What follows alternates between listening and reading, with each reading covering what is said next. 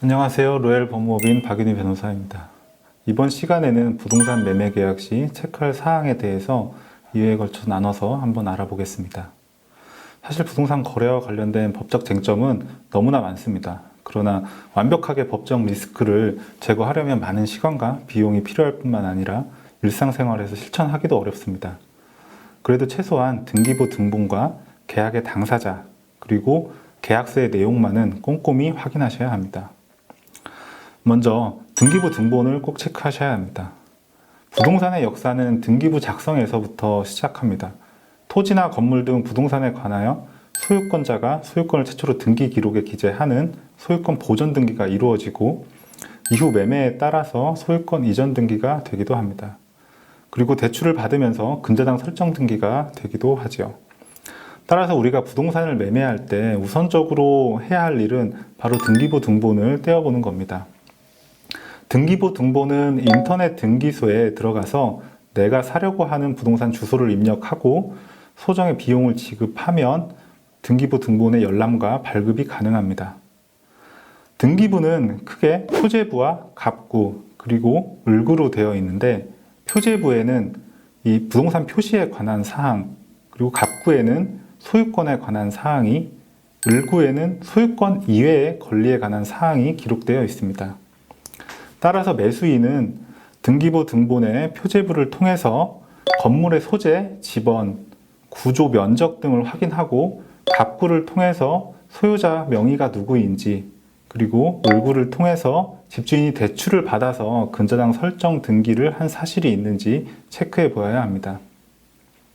권리관계가 복잡한 등기부의 해석은 임의로 하지 말고 반드시 법률 전문가의 조언을 받는 것이 바람직합니다. 공인중개사를 믿고 따로 등기부를 확인하지 않거나 소홀히 하는 경우도 많이 있는데, 이 계약 체결 및 계약금을 보낼 때 확인한 후 중도금이나 잔금을 지급하면서는 확인하지 않는 경향도 있습니다. 그러나 마지막까지 세심하게 체크하셔야 합니다. 두 번째는 당사자를 확인하는 겁니다.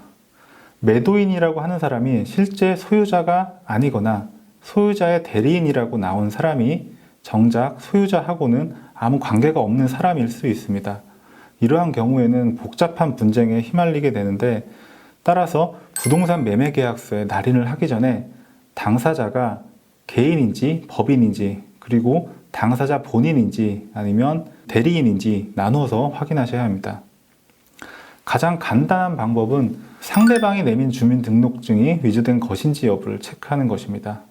주민등록증 진위 여부를 확인하는 대표적인 방법은 정부24 사이트에 접속하는 것과 전화 자동응답 시스템을 활용하는 것입니다.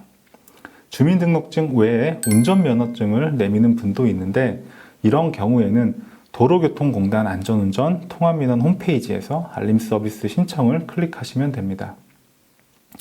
만약 상대방이 매도인의 대리인이라고 하면 그 대리인의 신분증, 소유자의 대리권 수여를 담은 위임장, 그리고 본인 발급 표시가 된 인감증명서를 반드시 확인해야 합니다. 인감증명서의 본인 발급 여부를 확인하지 않는 분들이 의외로 많은데, 대리인이 가짜로 판명되는 경우에는 법적으로 무건대리라고 하여 진짜 소유자에게 계약의 이행을 청구할 수 없습니다. 그리고 집주인은 남편인데 그 부인이 실제 매매계약 체결을 주도하는 경우도 있습니다. 이러한 경우라도 원칙대로 매매계약서에는 당사자인 남편의 인적사항을 기재하고 부인은 대리인으로 기재한 다음 남편이 부인에게 이 매매계약 체결을 위임한다는 위임장 등 여부를 확인하여야 합니다. 상대방이 개인이 아니라 법인인 경우에는 확인해야 될 서류가 조금 다릅니다. 우선 법인 등기부 등본을 보고 계약 체결을 하는 사람이 실제 그 법인의 대표권이 있는 사람인지 확인한 다음에 그 법인의 이름과 대표자의 이름까지 계약서에 기재하여야 합니다. 아울러 대표자가 날인하는 도장이 자신의 개인 도장이 아니라 법인 인감이어야 하므로 반드시 법인 인감증명서 상의 인형과 날인하는 도장이 일치하는지 확인하여야 합니다. 지금까지 부동산 매매 계약 시 체크해야 될 등기부 등본과 당사자에 대하여 알아보았습니다. 감사합니다.